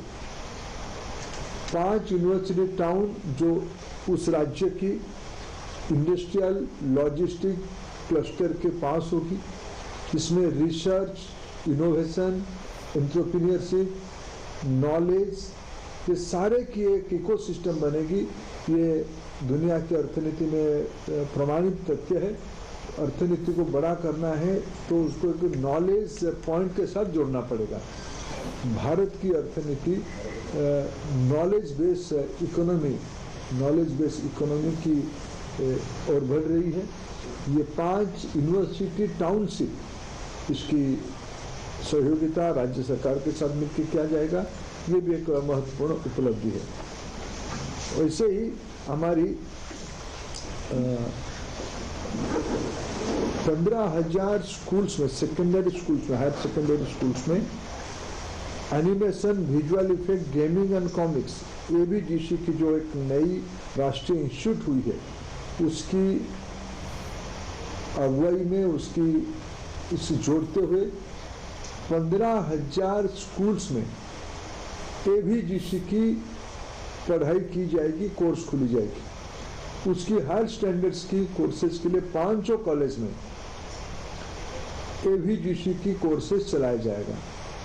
ये ऑरेंज इकोनॉमी को देश में, हमारे देश में गुणवत्ता की, सृजनता की, कला की कोई कमी नहीं है, उसको और आगे बढ़ावा देने के लिए ये 15,000 स्कूल्स में कोर्सेस और 500 स्कूल में, 500 कॉलेजेस में इस प्रकार के कोर्स ये बहुत कारगर साबित होगी। पूर्वी भारत में national institute of design NID देश में अनेक स्थान पे काम कर रहा है। पूर्वी भारत में NID नहीं था। केंद्रीय बजट में इस बार पूर्वी भारत में NID स्थापित करने के लिए घोषणा किया गया है। ऐसे 4 जगह पे एस्ट्रोफिजिक्स और एस्ट्रोनॉमी की स्टडी को और आगे बढ़ाने के लिए 4 जगह पे टेलीस्कोप इंफ्रास्ट्रक्चर फैसिलिटी को अपग्रेड और नया सेटअप किया जाएगा। एक महत्वपूर्ण निर्णय इस बार बजट में किया गया है। जो विद्यार्थी बाहर पढ़ने के लिए जाते थे उनको जाने के पहले 5% की टैक्स देना पड़ता था। आपने जितना रेमिटेंस उनको देना पड़ता था, जिनका उनको फीस वगैरह उनके खर्चे के लिए पैसा खर्चा करना पड़ता था, उसमें 5% टैक्स लगती थी। इसको सरकार ने इस बार घटा के 2% किया। उसमें हमारे स्टूडेंट्स को बाहर जाके एडवांस रिसर्च करना, पोस्ट डॉक्टरल करना और जनरल एजुकेशन में जाना और सुलभ हो जाएगी। एक महत्वपूर्ण घोषणा इस बार बजट में किया गया है। एक हाई पावर्ड कमिटी बनाई जाएगी, education to employment and enterprise, E2E standard committee बनाई जाएगी, जिसमें विकसित भारत की लक्ष्य को पूरा करने के लिए technology driven AI empower school education SCRT को इन्वॉल्व करते हुए एकदम एक नई एजुकेशन इकोसिस्टम, नॉलेज इकोसिस्टम देश में कैसे बनाया जाएगा, इसके लिए E2E स्टैंडर्ड कमिटी, एक हाई पावर्ड कमिटी बनाई जाएगी। तो देखा आपने कि केंद्रीय शिक्षा मंत्री धर्मेंद्र प्रधान साफ तौर पर उन्होंने कहा कि ऑरेंज इकोनॉमी को बढ़ावा देने के लिए बड़ा प्रमोट किया जाएगा आने वाले दिनों में। हर एक जिले में हॉस्टल तो खुलेंगे, इसके साथ साथ कंटेंट क्रिएटर को लेकर बड़ा फोकस। लेकिन दिलीप जी, सवाल आपसे रहेगा, जो मुकदमेबाजी है, जो चीज़ें आसान हुई हैं, क्या आपको लगता है टैक्स पेयर भी मोटिवेट होगा? ज़्यादा टैक्स पेयर वालों की संख्या बढ़ेगी? नहीं, इससे टैक्स पेयर की संख्या नहीं बढ़ेगी। लिटिगेशन तो ऑलरेडी जो टैक्स फाइलर्स हैं उनके रेस्पेक्ट में होता है। नेक्स्ट टैक्स फाइलर को इनवाइट करने का ये माध्यम नहीं है। नेक्स्ट टैक्स फाइलर को इनवाइट करने का माध्यम, जैसा मैंने कहा था कि इनकम बेस्ड टैक्स है, जो डायरेक्ट टैक्स है हमारा, तो जब इनकम बढ़ेगी, या जैसे पहले 7 लाख तक की इनकम पर रिबेट था, लास्ट ईयर उसको बढ़ा करके 12 लाख तक की इनकम तक रिबेट कर दी गई है। तो ये इन्विटेशन है टैक्स फाइलर्स के लिए, और इसमें टैक्स फाइलर्स बढ़ेंगे और जैसे जैसे इनकम बढ़ेगी फिर वो टैक्स भी देंगे, क्योंकि 12 लाख के ऊपर जैसे ही वो जाएगा तो रिबेट खत्म हो जाएगी, फिर वो नॉर्मल टैक्स स्लैब में आ जाएंगे।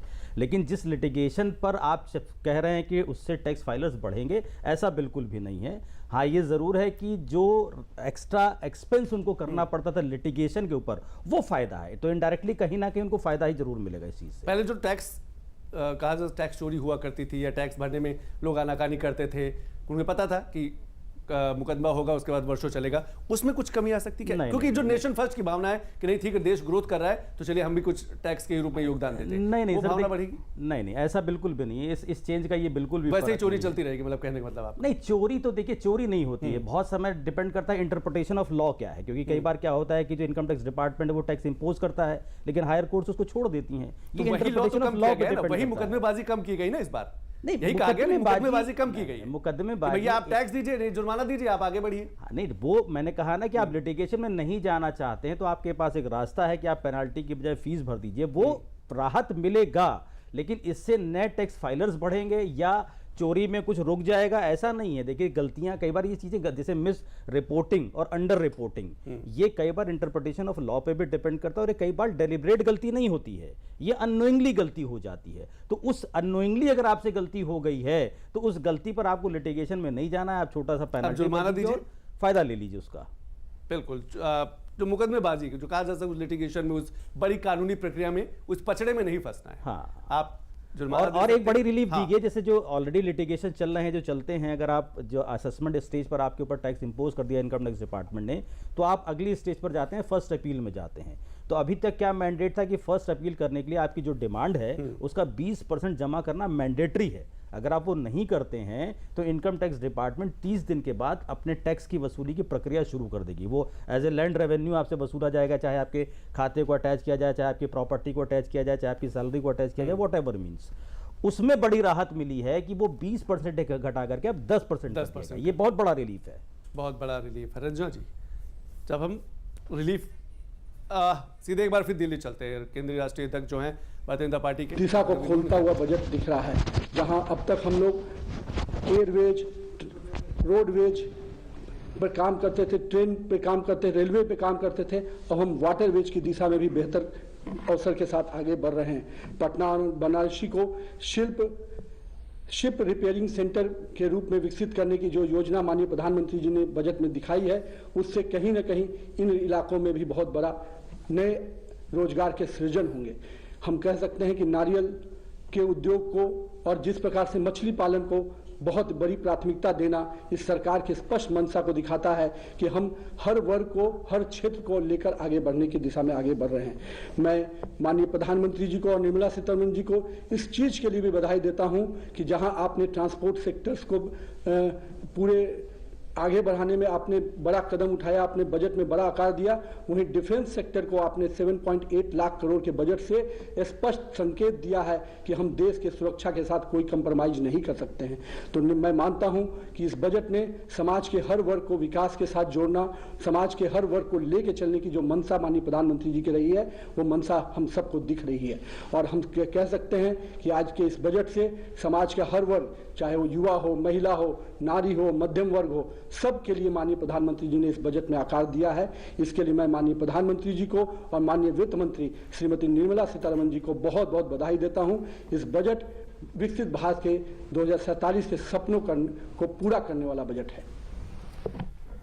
तो बीजेपी के राष्ट्रीय अध्यक्ष नितिन नवीन का बजट को लेकर प्रतिक्रिया। और मेरे सवाल मनीष जी आपसे, इस बजट में सेमीकंडक्टर 2.0 की भी शुरुआत की, ISM 2.0, क्या आपको लगता है सेमीकंडक्टर एक बड़ा सेक्टर उभर कर सामने आने वाला है? क्या कभी कल्पना की जा सकती थी कि भारत सेमीकंडक्टर को लेकर, चिप को लेकर कभी हब बन पाएगा? और आज हमें लगता है वो हब धीरे धीरे तेजी से आगे बढ़ रहा है। मनीष जी, निश्चित रूप से आप ये देखिए, सेमीकंडक्टर पर हम पूरी तरह से निर्भर थे।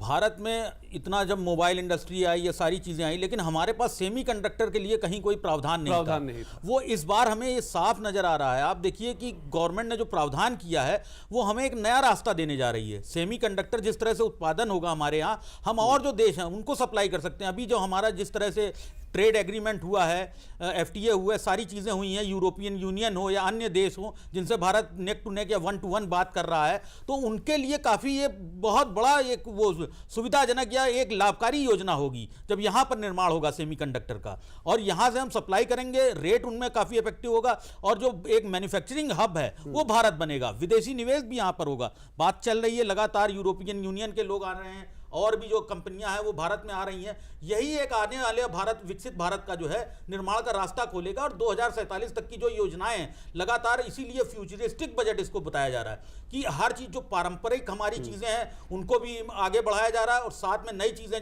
चाहे AI हो, सेमीकंडक्टर हो, और जो चीज़ें हैं उनको भी जोड़ा गया, इसमें टूरिज्म को जो है वो जोड़ा गया है। तो लगातार एक प्रयास जो जारी हैं, और आत्मनिर्भर भारत की दिशा में जो है भारत इसीलिए आगे बढ़ रहा है क्योंकि सरकार की योजनाएं हैं ये स्थिर हैं। आप ये देखिए कि बहुत ज़्यादा बजट को सेंसेशनपूर्ण नहीं बनाया गया कि कोई एकदम से नया वो हो जाए। आपने देखा होगा कि मार्केट भी जब है इसके बाद में, चाहे वो हो बॉम्बे स्टॉक एक्सचेंज हो या नेशनल स्टॉक एक्सचेंज, बहुत ज़्यादा कहीं उनमें उत्साह नहीं दिखा। लेकिन जिस तरह से ये योजनाएं आगे जाएंगी, कल तक जब रुझान मिलेंगे तो अपने आप में मार्केट में भी स्थिरता आएगी, और यही स्थिरता जो है ये भारत को आगे बढ़ाने का काम करेगी। बिल्कुल, आप कहा यही स्थिरता जो है भारत को तेजी से आगे बढ़ाने का काम करेगा। लेकिन इसके मल्होत्रा जी, लोकल से ग्लोबल की जब हम बात करते हैं, और जिस तरीके से यूरोपीय देशों के साथ फ्री ट्रेड एग्रीमेंट हुआ, अलग अलग देशों के साथ FTA हो रहा है, भारत एक बड़ा बाजार अपने आप में खुद ही है। क्या आपको लगता है कि भारत के जो एग्री प्रोडक्ट है उसको एक बड़ा व्यापार मिलेगा FTA के रूप में, यूरोपीय देशों के रूप में, अफ्रीकी यूनियन के देशों के रूप में? से हमारे अपने जो प्रोडक्ट हैं इनको हम ये कहते हैं कि वो हमारे भारत के अपने प्रोडक्ट्स हैं। चाहे जैसे मिलेट्स की बात करें, मैं सीधी सी बात करूं, मिलेट्स ऐसे प्रोडक्ट हैं जो हमारे भारतवर्ष में पैदा होते हैं या फिर अफ्रीकन कंट्रीज में पैदा होते हैं। तो उनको इंटरनेशनल ईयर फॉर मिलेट्स भी जब मनाया गया था उस टाइम इनको जो है काफी प्रमोट किया गया था। अब यूरोप में एक बड़ी अच्छी मार्केट निकल करके सामने आई है। तो इसी तरह से मैं ये कहूंगा कि हमारे बहुत सारे और हमारे उत्पाद हैं जो मैं ये कहूंगा कि हमने उनकी ब्रांडिंग की है। चाहे वो मैं बात करूं आंवला, बेर और ये बेल, और हमारे अपने बहुत सारे ऐसे फल हैं जो हमारे अपने फल कहलाए जाते हैं इंडिया के। उसका जो है हम लोगों ने न्यूट्रिशनल क्वालिटीज को आइडेंटिफाई करके उनको हम प्रमोट कर रहे हैं, और यूरोपियन मार्केट में भी चाहते हैं कि इस तरह के प्रोडक्ट जाए। और करीब करीब अगर आप देखेंगे टोटल एग्रीकल्चर से $50 बिलियन से अधिक अब हम लोग है हर साल जो है एग्रीकल्चर उससे कमा रहे हैं।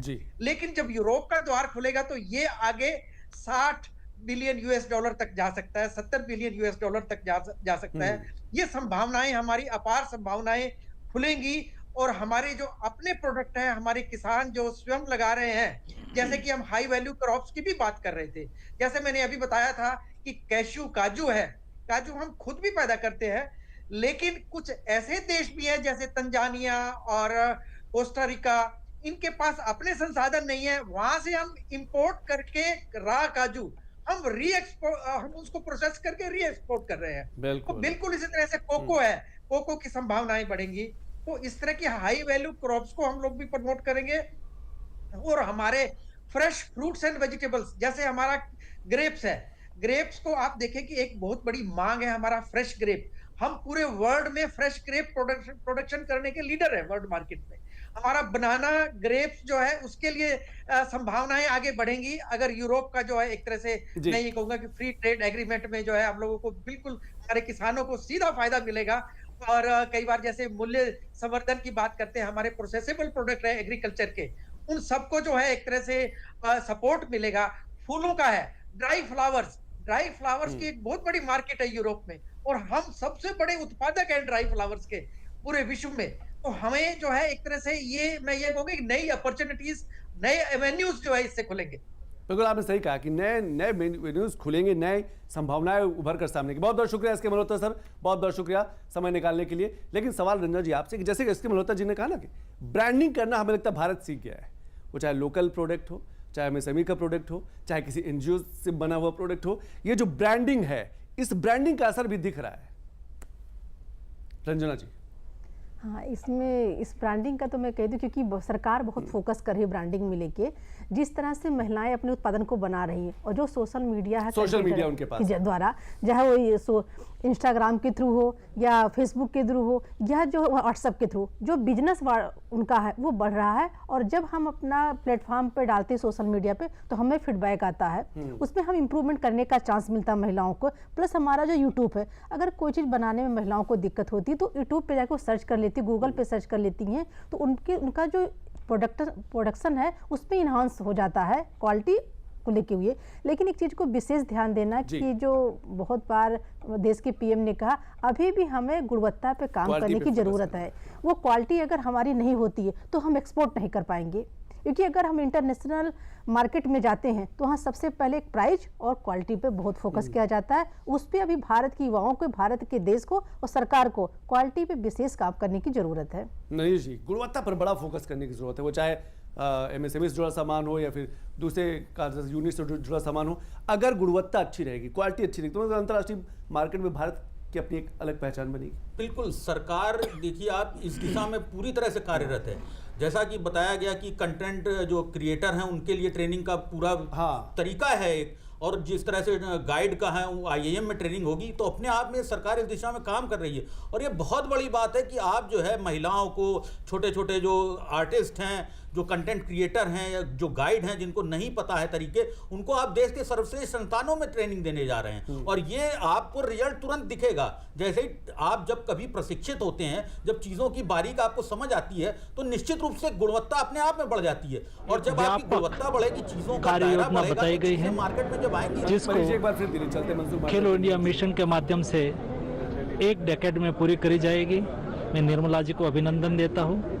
देश के युवाओं का रोजगार के लिए भी इस बजट में सुनिश्चितता की गई है। इस बजट में देश स्पोर्ट्स मैन्युफैक्चरिंग हब के रूप में कैसे आगे बढ़े, उसके लिए sports design, sports manufacturing, goods manufacturing में रिसर्च और उसको बढ़ावा देने के लिए भी उल्लेख करा गया है, जो आने वाले दिनों में देश में स्पोर्ट्स इक्विपमेंट यानी कि स्पोर्ट्स गुड मैन्युफैक्चरिंग के लिए महत्वपूर्ण भूमिका अदा करेगा। मनीष जी, हमें लगता है कि स्पोर्ट्स को लेकर सरकार शुरुआत से 2014 के बाद से ही खेलो इंडिया या फिर अलग अलग सांसद प्रतियोगिताएं, विधायक नृत्य प्रतियोगिताएं, स्पोर्ट्स को लेकर सरकार बड़ा फोकस कर, और इसमें भी असीम संभावना है, रोजगार भी है और बच्चों का कहा जाता है भविष्य भी है। जी बिल्कुल, मैंने देखा खुद जो खेल मंत्री हैं अपने, लगातार आप देखिए हर संडे को किसी ना किसी राज्य में प्रोग्राम हो रहा है। फिट इंडिया का प्रोग्राम जो है, संडे साइकिलिंग का जो प्रोग्राम है, वो खुद जो है खेल मंत्री अपने आप में लीड कर रहे हैं। तो देश का खेल मंत्री अलग अलग जगहों पर जा रहा है, संदेश दे रहा है, वहाँ के युवाओं को, वहाँ के किशोरों को, वहाँ के छोटे छोटे बच्चों को जोड़ रहा है। और जिस तरह से हमारा पूर्वोत्तर रहे एक सीमित दायरे में था, वहाँ पर स्पोर्ट्स के नाम पर फुटबॉल होता था, आज हर तरह के खेल खेले जा रहे हैं। आप देखिए मेरठ में बड़ी इंडस्ट्री बन गई है, बड़ी इंडस्ट्री बन गई है। ये अपने आप में एक उपलब्धियां हैं। जो डिस्ट्रिक्ट 1 प्रोडक्ट के तहत भी खेलों का निर्माण और खेलों की जो सामग्री है वो बन रही है। बैट हमारे बन रहे हैं, पूरे दुनिया भर में वहां से जा रहे हैं, मेरठ से सप्लाई हो रहे हैं, क्वालिटी जो प्रोडक्ट्स हैं वो मिल रहे हैं। उसके साथ में जो युवाओं को ट्रेनिंग है, जो किशोरों को ट्रेनिंग है, वो सरकार दे रही है। तरह तरह के ओलंपिक्स जो है वो ओलंपियाड आयोजित किए जा रहे हैं, तो किसी तरह से भी प्रतिभा को निखारा जा रहा है। और ये पहल जो है वो स्कूल स्तर से लेकर और पूरी केंद्र सरकार के स्तर तक होने जा रही है। आप ये देखिए, कभी सोचा होगा कि देश में ओलंपिक भी हो सकता है, लेकिन इसकी चर्चा ही नहीं, बल्कि एक पूरी तरह से ये तैयारी है कि जो 2030 के बाद वाला ओलंपिक है वो भारत में हो, और इसके लिए लगभग जो है तैयारियां पूरी भी हो गई हैं। तो ये अपने आप में दिखाता है भारत किस तरह से हर क्षेत्र में आत्मनिर्भर बन रहा है। ये उपलब्धि नहीं, एक निरंतर प्रयासों का नतीजा है। बिल्कुल, हम सही कहा, निरंतर प्रयासों का नतीजा। और शायद इसीलिए इस बार के जो बजट को भविष्य का बजट कहा जा रहा है, विकसित भारत का बजट कहा रहा है, बहुत ढेर सारी संभावना है। लेकिन दिलीप यशवर्धन जी, जब हम टैक्स की बात करते हैं, खासतौर से फाइनेंसिंग सेक्टर की बात करते हैं, तो क्या आपको लगता है कि वो जो सेविंग वाली मानसिकता है कि बचत करना है, जैसे जैसे रोजगार बढ़ेगा, जैसे जैसे MSME सेक्टर बढ़ जाएंगे, स्टार्टअप बढ़ जाएंगे, लोग खुद का व्यापार करना शुरू करेंगे, तो उसमें भी थोड़ा सा आपको लगता है कुछ अंतर नजर आएगा? नहीं, सेविंग्स को लेकर के देखिए, पहले पिछले साल कुछ सालों पहले ये प्रावधान किया गया था टैक्स में, ओल्ड रिजीम और न्यू रिजीम कहा गया था। तो ओल्ड रिजीम में जो कुछ टैक्सेस थे उन पर डिडक्शंस मिलता था, यानी कि हमारे टैक्स में हमको छूट मिलती थी, लेकिन न्यू रिजीम में वो छूट खत्म कर दी गई है। तो पहले बहुत सारे लोग LIC सिर्फ इसलिए नहीं कराते थे कि उन्हें अपने जीवन का प्रबंधन करना होता था, बल्कि वो इसलिए भी कराते थे कि उन्हें टैक्स में छूट मिलती है। NSC वो इसीलिए खरीदते थे, हाउसिंग लोन वो इसीलिए लेते थे। तो वो जो एक अट्रैक्शन था टैक्स छूट के प्रति वो तो खत्म हो गया, लेकिन उसका अदरवाइज फायदा देखिए, जो सेविंग्स है वो हमारे लाइफ की सिक्योरिटी के लिए होती है। बट टैक्स सेविंग थी तो वो डबल बेनिफिट था। तो ठीक है, टैक्स सेविंग नहीं है, लेकिन उसके बदले में सरकार ने टैक्स रेट्स घटा दिए, तो अदरवाइज कंज्यूमर को, टैक्स पेयर को कहीं ना कहीं फायदा है। लेकिन जो इनकम टैक्स है वो आपके ओवरऑल डेवलपमेंट का रिजल्ट है। अगर आपकी कंट्री हर सेक्टर में ग्रो कर रही है तो एंटरप्रेन्योरशिप बढ़ेगी, एम्प्लॉयमेंट बढ़ेगा, लोगों की इनकम बढ़ेगी, और जब ये सारी चीज़ें बढ़ेंगी तो टैक्स फाइलर्स बढ़ेंगे और सरकार के खजाने में टैक्स बढ़ेगा। अभी 5 to 6% लोग हैं भारत में जो टैक्स देते हैं। दिलीप जी, मैं दिल्ली चलते हैं सीधे केंद्रीय वित्त मंत्री निर्मला सीतारमण बजट के बाद क्या You've heard the entire budget being presented in the parliament. So as opening remarks, I'll just highlight some of the points which we want to draw your attention to. But subsequently, of course, we'll answer all your questions. All the secretaries are here with me. So this budget being the first one, as the Honorable Prime Minister said 2 days ago, this being the first one for the second quarter of this century, also leading towards Viksit Bharat 2047. We are laying the path and giving a push to the economy to maintain the growth momentum. And for that growth momentum or sustained economic growth, which we want to ensure, primarily we are looking at building the ecosystem with structural reforms which will go on. Reforms have been carried out. We are continuing to do the reform activities, so it will continue with an aim to make sure that we create enough environment for improving productivity and making sure employment is generated. Also, technology, 21st century, this century is completely driven by technology. So we will ensure that technology is brought in to benefit the common man, to make sure common man benefits in the sense of ease of doing living, or for his business to prosper, or for farmers for greater productivity or better logistics, whatever. So technology for benefiting every common man, and above all, with all this, inclusive development, sabka saath sabka vikas. And that is why you heard me bringing in schemes which have good allocations for bringing better health facilities, creating a cadre of people, not cadre in that sense, but a bulk of people who can come in as health workers. Also making sure we are able to provide dignified opportunities for Divyangjan. Mental health has also received a lot of attention. So these are the side for Viksit Bharat and making sure Sabka Vikas hoega. But the idea is the advantage and the momentum that we gained since after COVID by increasing public capital expenditure will continue.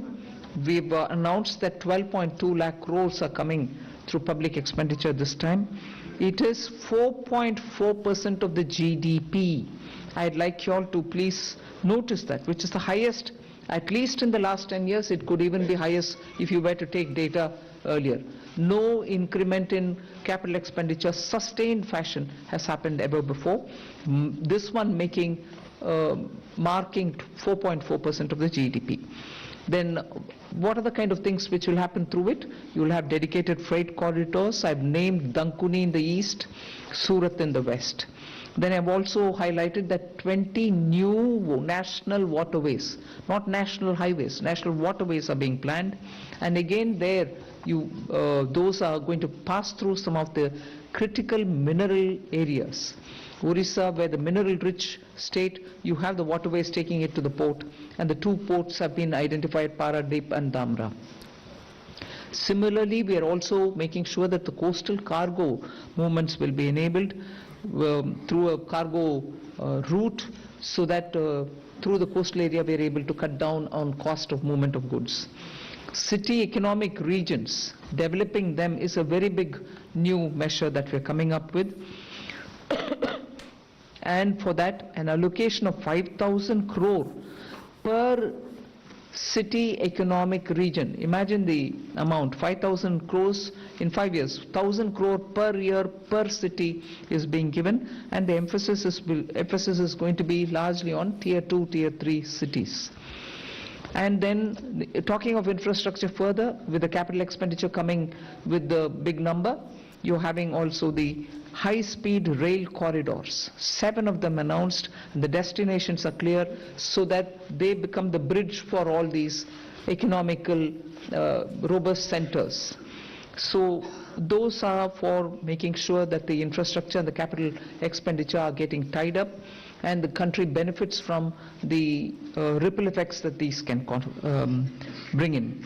The 7 strategic and frontier sectors in which we've highlighted that will increase productivity and also have new investments come in and give emphasis for India's own brand on those things is on the biopharma sector.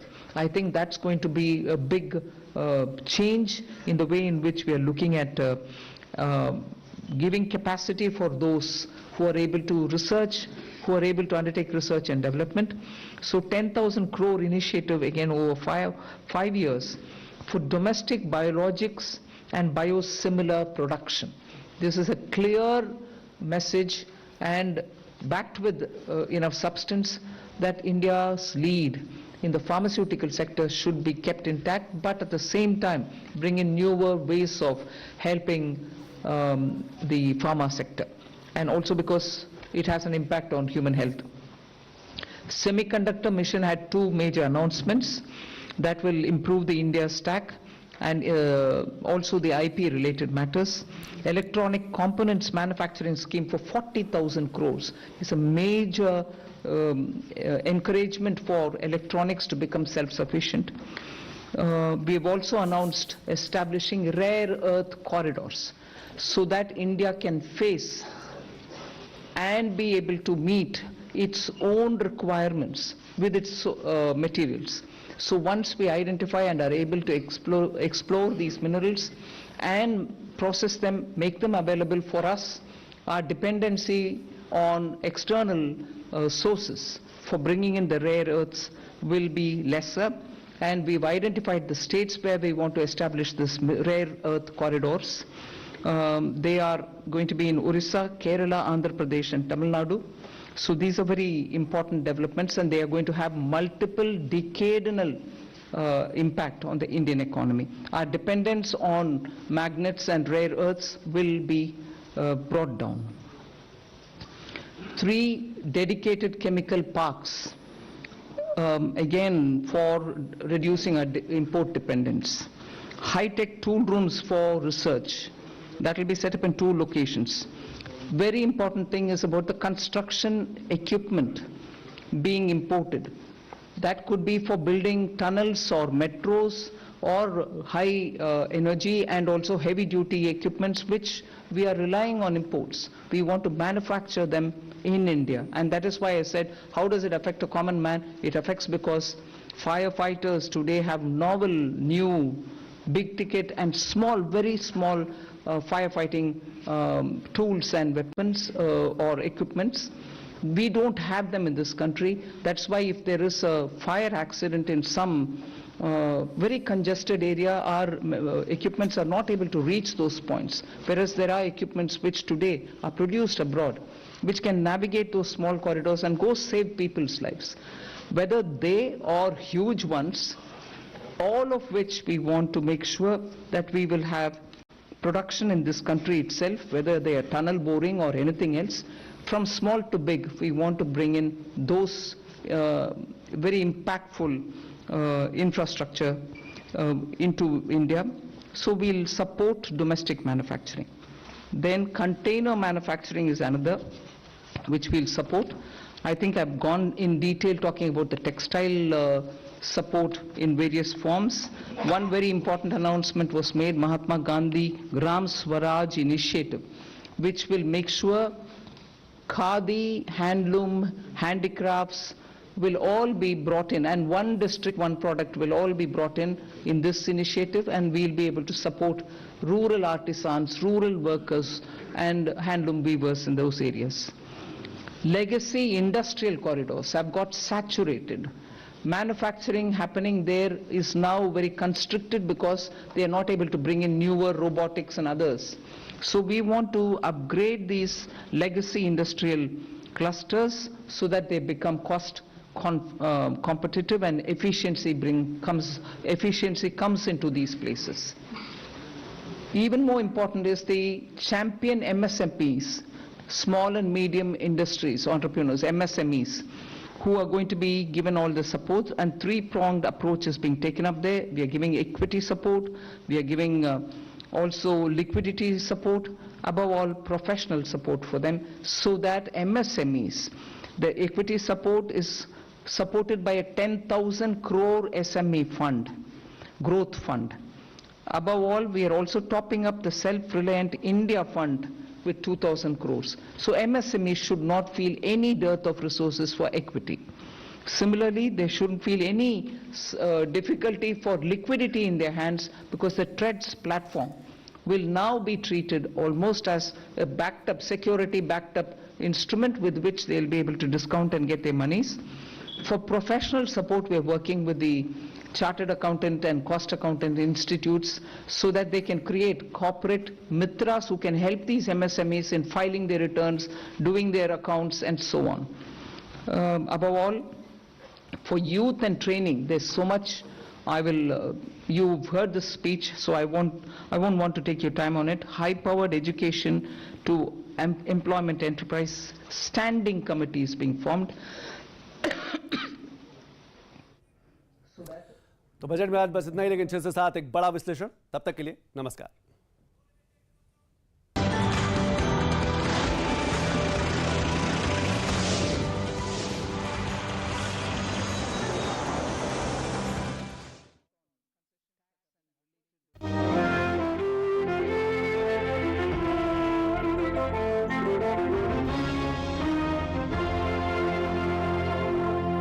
किनारा अब दूर नहीं के प्रायोजक सुहाना spices.